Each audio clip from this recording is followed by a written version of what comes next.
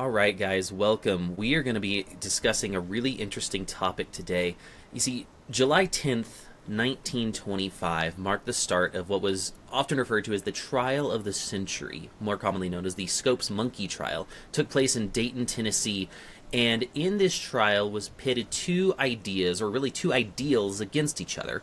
On one side, you had the state of Tennessee. It had their law called the Butler Act, which prevented the teaching of evolution as a fact within the schools of, or the public schools at least, of Tennessee. And now the ACLU challenged that ruling, or challenged that law through the Scopes trial. And they got John Scopes to come and be their plaintiff in the case, in which he was indicted for teaching evolution in the classroom from, at the time, the approved textbook from the state of Tennessee. And so that set off this whole series of events where we got this massively sensationalized and media-centric trial over the teaching of evolution in public schools. So that's what we're going to be discussing at the 100-year anniversary of it. We're going to be talking about the historical background, what was the content of the trial, what were the legal aspects of the trial, and as well as what kind of impact that's had on our culture that we see around us today. And I think that this group right here is a really good group to discuss it. I mean, we're discussing about whether legally a majority group, in this case a majority Christian fundamentalist group in Tennessee, can legislate what scientific theories are allowed to be taught in school. So anyways, I think we're a really good group to discuss this because we have three people here who kind of fit all the specialties of the topic. My name is Jay Salloway. I'm a biologist. I do research for a living. And then next to me, we have Brad. Want to introduce yourself?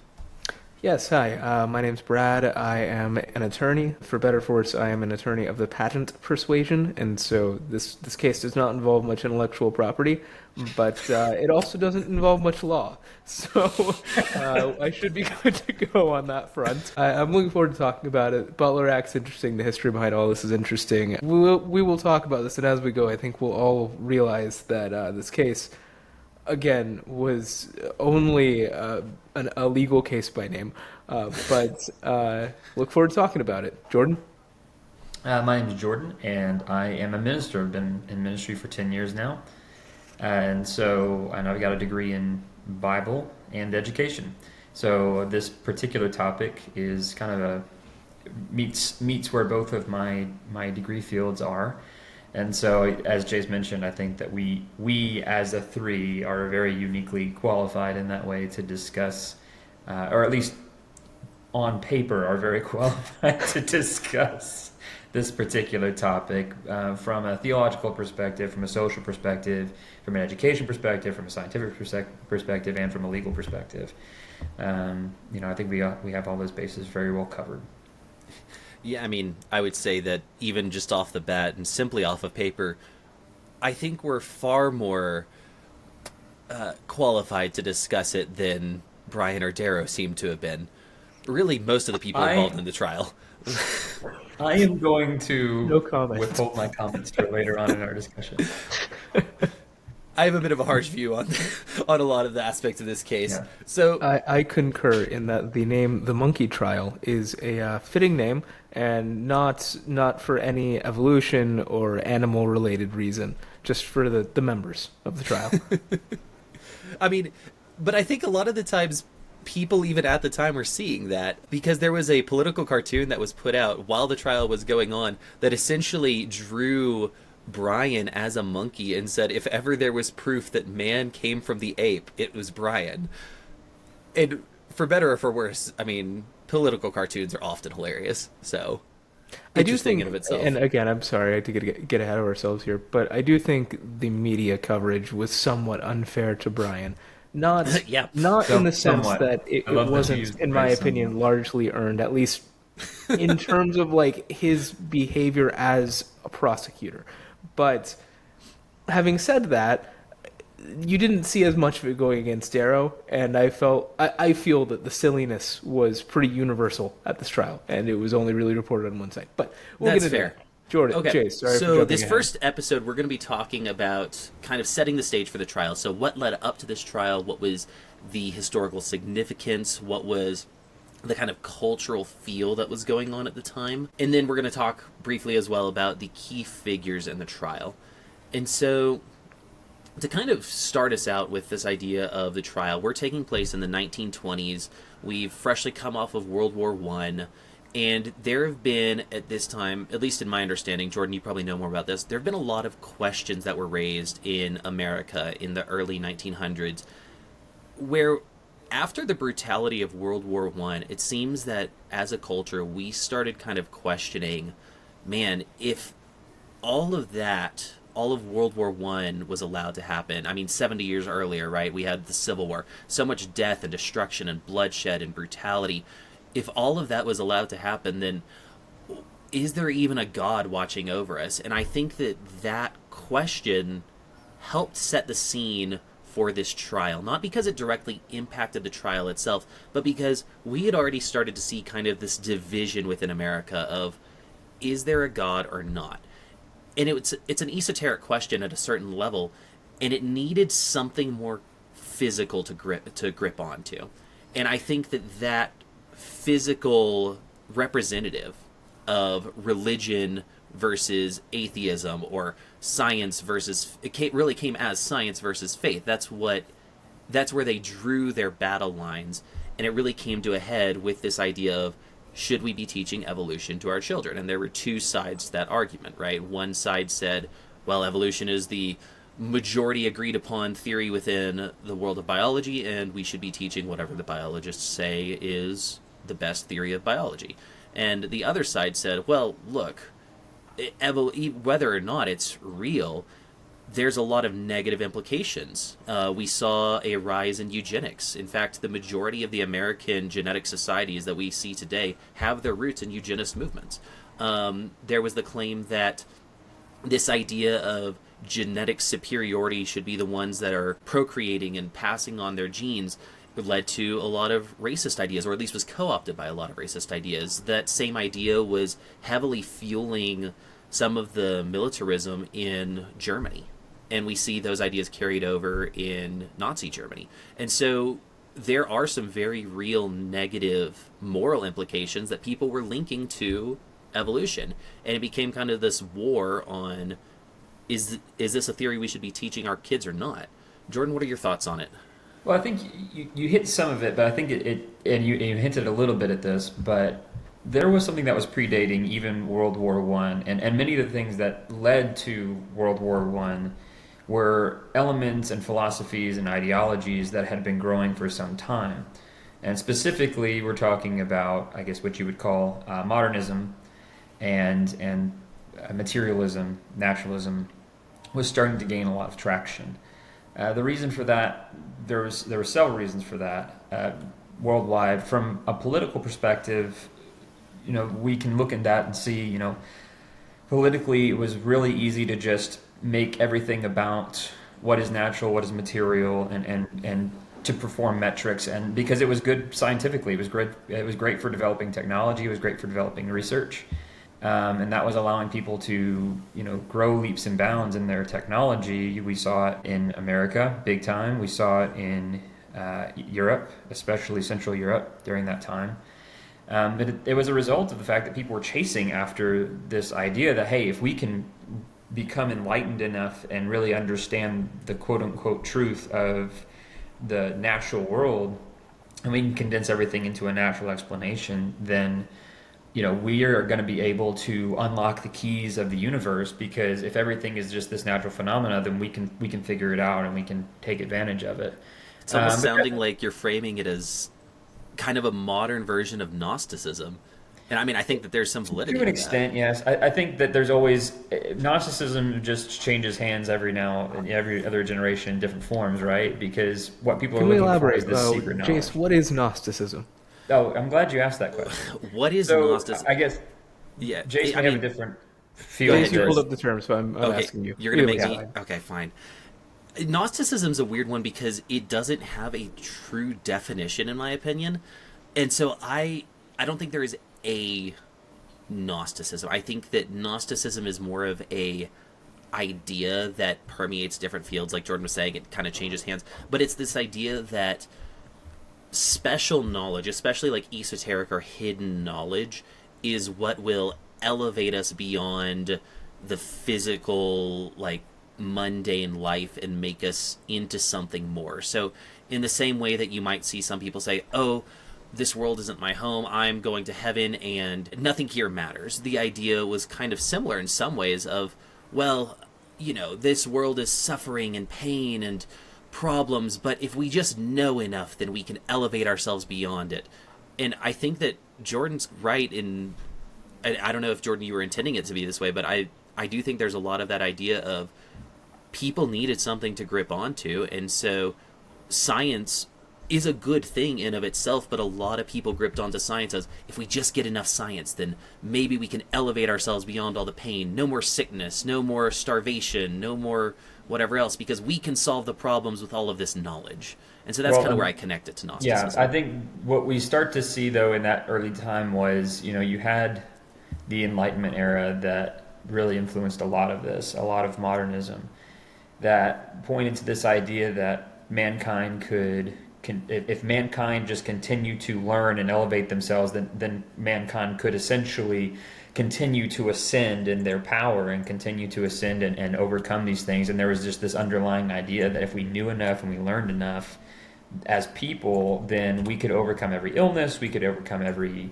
social issue, we would overcome war, all of these things if we just continued to know more and learn more. And so what developed from that was, as that progressed, as that evolved, was this idea of modernism.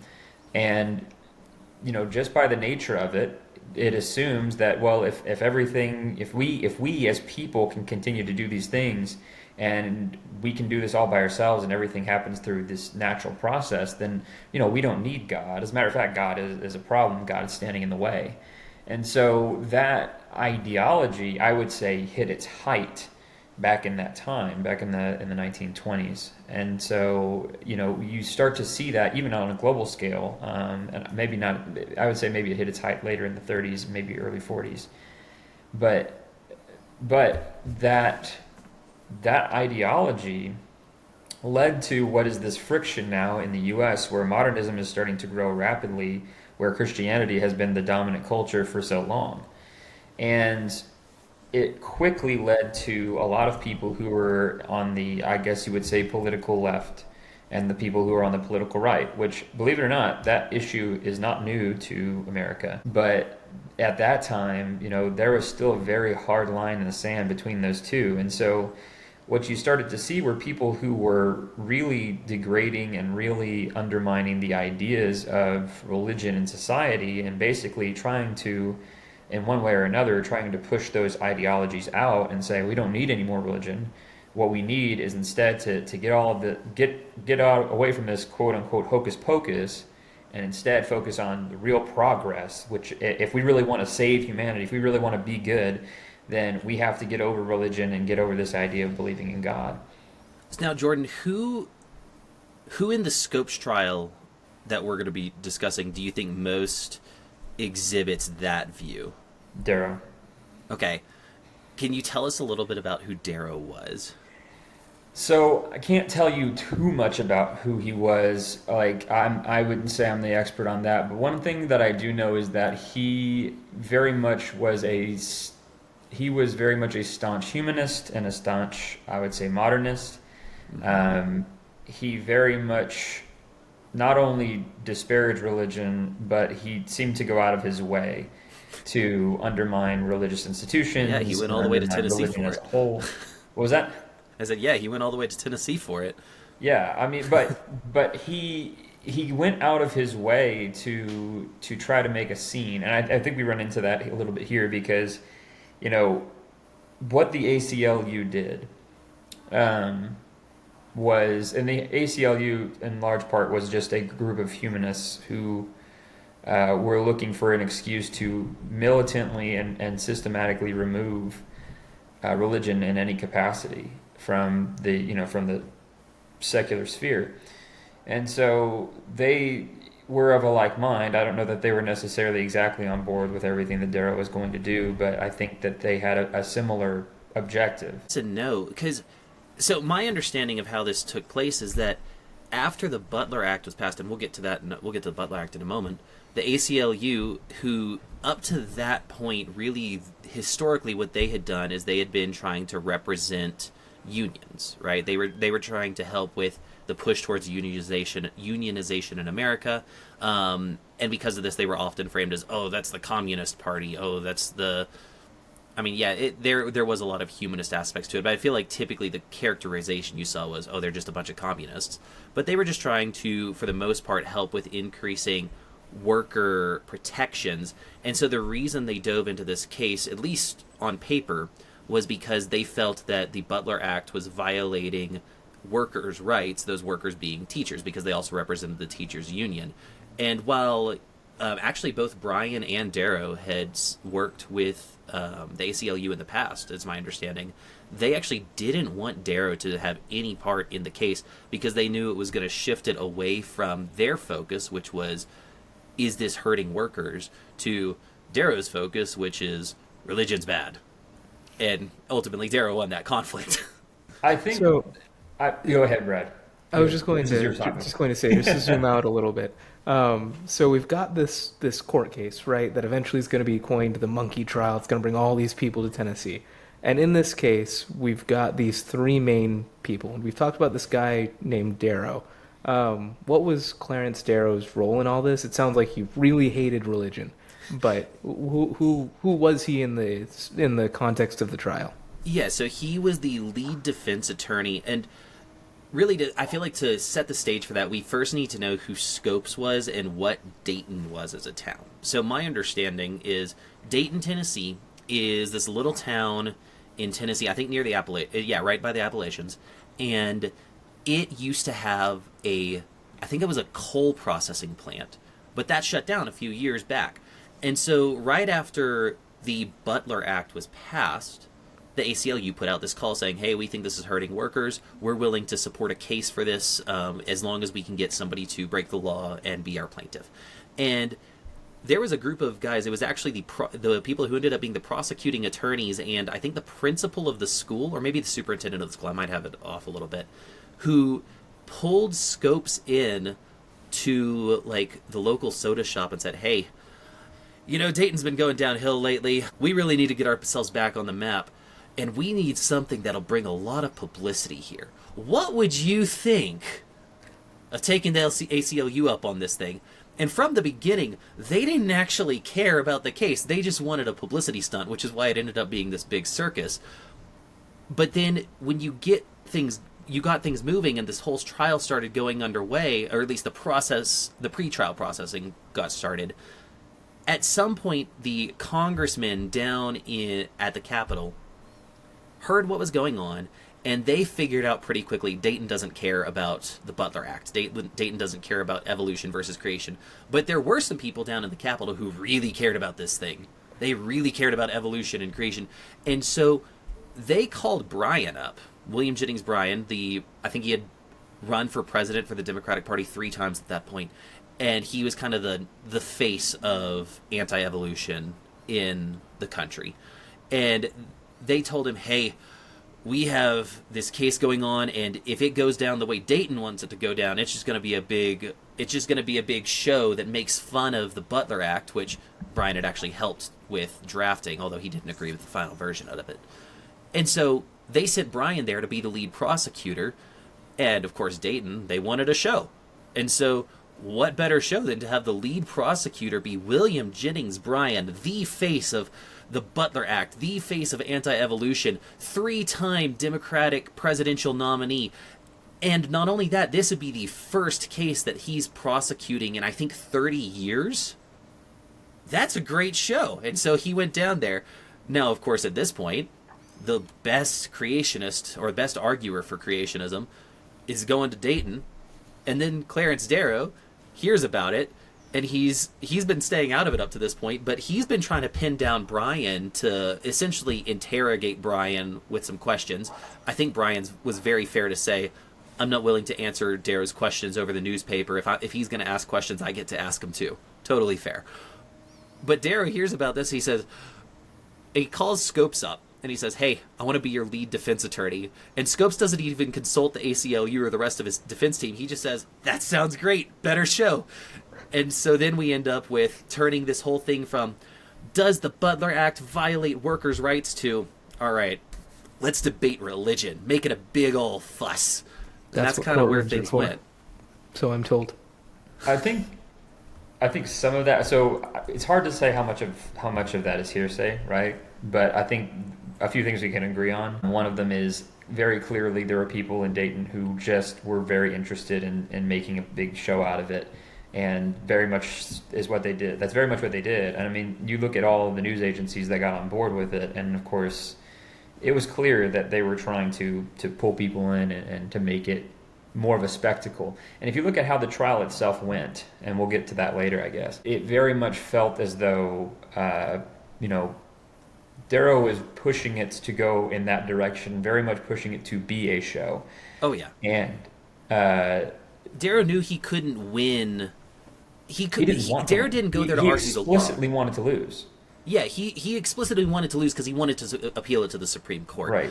But more importantly, I think he didn't actually care about the legal aspect of it. He wanted to use it as a stage in order to put his views out there, which was this idea that religion in general was kind of his idea, but he really wanted to use this to highlight fundamentalism, and like biblical literalism was dangerous, it was poisonous, it was anti-intellectual, and he knew he wouldn't win the crowd there because he was in conservative, like fundamentalist Dayton, Tennessee. So he wanted to try and project this and use this as a stage to project it to the whole country. So he absolutely played up that big show aspect. And I think correctly so, the judge in the case, as well as Bryant to a large extent, although he kind of took some bait that he shouldn't have taken, in my opinion. We'll get to that, yeah. The judge very much, I think, played things well, because the judge was like, look, this is obviously meant to be a show. I'm not looking for a show. Are we going to talk about whether or not this guy broke the law, yes or no? And there were times where several things that, Darrow lined up all sorts of stuff for this spectacle of a trial. I'll put trial in air quotes. And the judge was like, that has nothing to do with whether or not he, broke the Butler Act, which basically you all but confessed that he did, which is funny because some would argue there was actually no evidence other than his testimony that he did. Well, there was very little evidence testimony suggesting that he actually did. There was his student's testimony as well. There was the textbook that he was using. Right, but he himself admitted that he didn't recall whether he had actually ever taught evolution after the fact. During the trial, he claimed he had, but after the fact, he said, I don't, maybe I did, maybe I didn't. I just said I did so that I could, right, yeah, put on trial. But I think, to set the stage a little bit, though, what was going on in the world at that time, there were these two ideologies. There was what had been around for a long time, which was this dominant Christian culture in which truth was dictated by Christian ideology to a large extent. There was not much reason to question the Bible as, I guess, a quote, to use your phrasing, a literal interpretation of Scripture.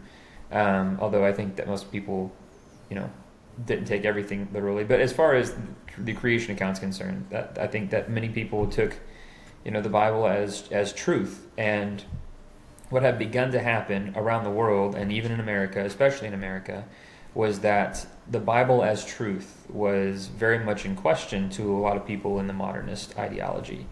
And so because of that, I think that's where a lot of it came from. Darrow wanted the opportunity to try to make a mockery of religion and try to post modernism and materialism and naturalism as superior, vastly superior. And when you say he was targeting fundamentalism, he was using fundamentalist ideas and attaching them to the name of Christianity as a whole. Yeah, he was essentially making that fundamentalism into a straw man for all of religion.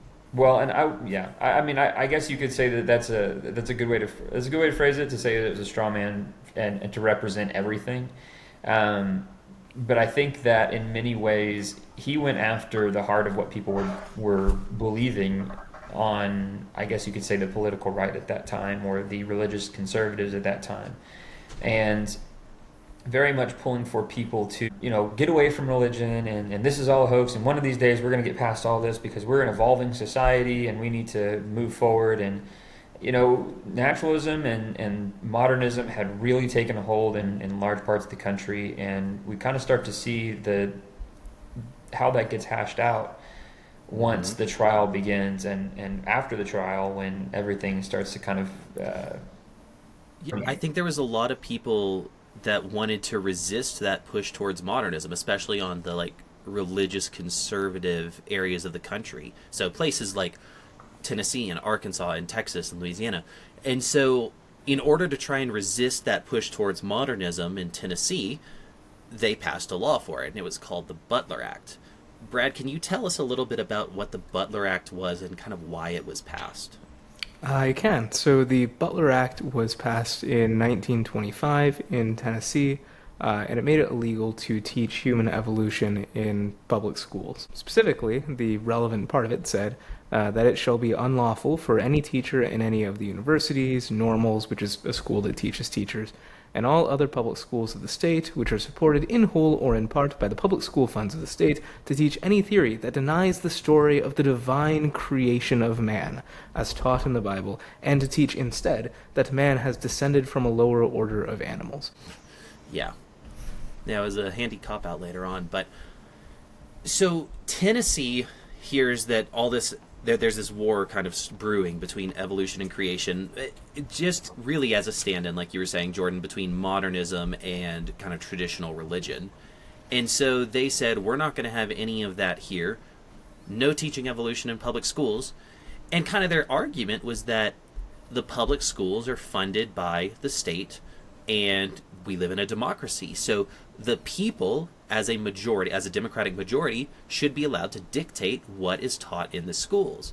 Whereas the other side was saying, no, in science classes, it should be the scientists that say what's taught in schools. Perhaps perhaps the people can say we want biology taught and we want chemistry taught, but within those fields it should be the experts that say what's being taught. Now, today I think as a country we almost entirely lean on the expert side of things. Like we rely on expert testimony for anything and everything. That's just the world we live in now. That or we use ChatGPT because that's also the world we live in now. Um, but Like you said, experts. yeah, exactly. But that's kind of the idea, right? Is should the state be allowed to dictate what is taught within the schools because they're public schools that are paid for by the public? And I mean, that's kind of the way that this was framed, and that was one of the key arguments that I think was being made during the trial. But how do y'all think that the Butler Act really impacted science education or just public education in general?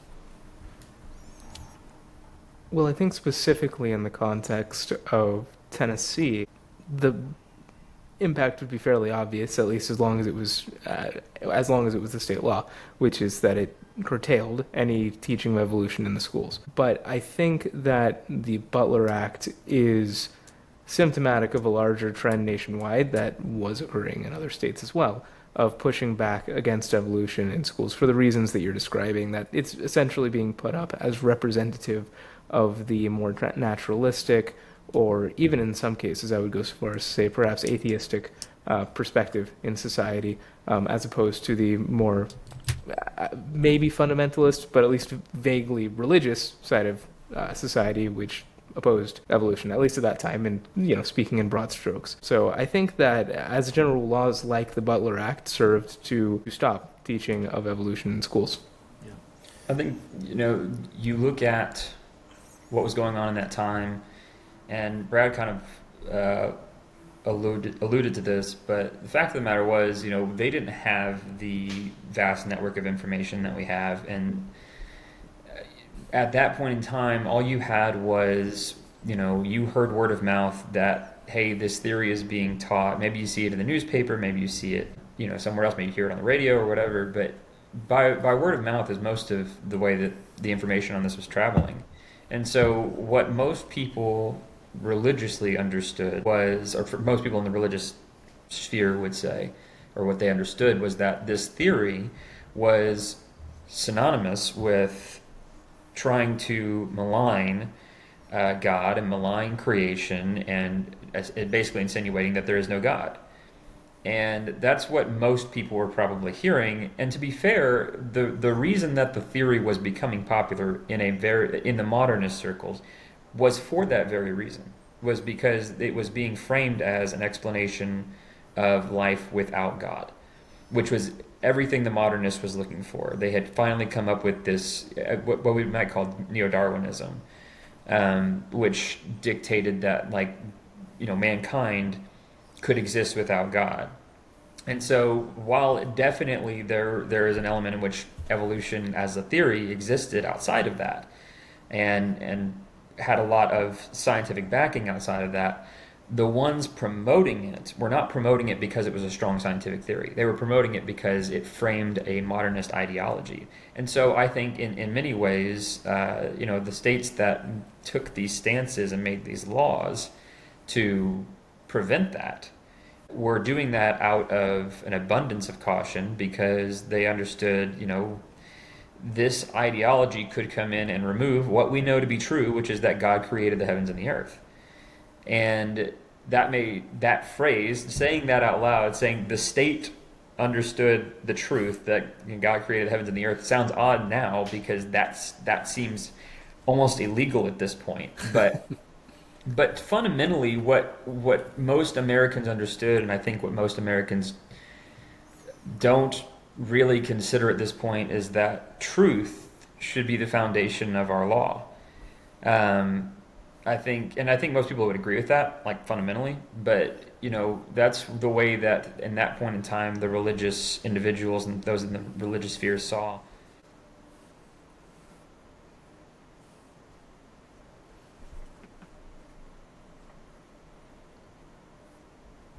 Yeah.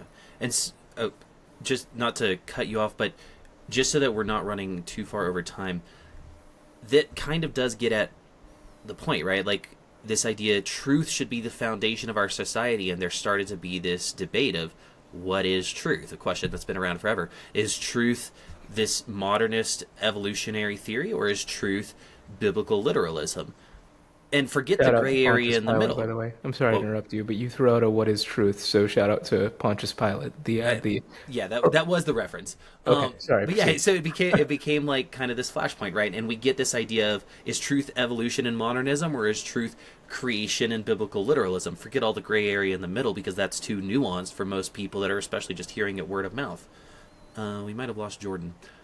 But anyways, that's a good place for us to end this first episode. And when we come back, we're going to be talking about the next idea, which is this idea of the evolution versus creation debate, and whether or not that actually is a dichotomy that's intrinsically opposed to one another, or is that something that was just really hyped up for the trial because of the purposes of those who were involved. Sounds good to me, Jace. Hopefully, we'll find out next time whether or not Jordan was just so offended by some of our positions on this that he decided to leave, or whether he's okay at all. We're holding our breath. I hope you guys are too. So we'll see you in the next one.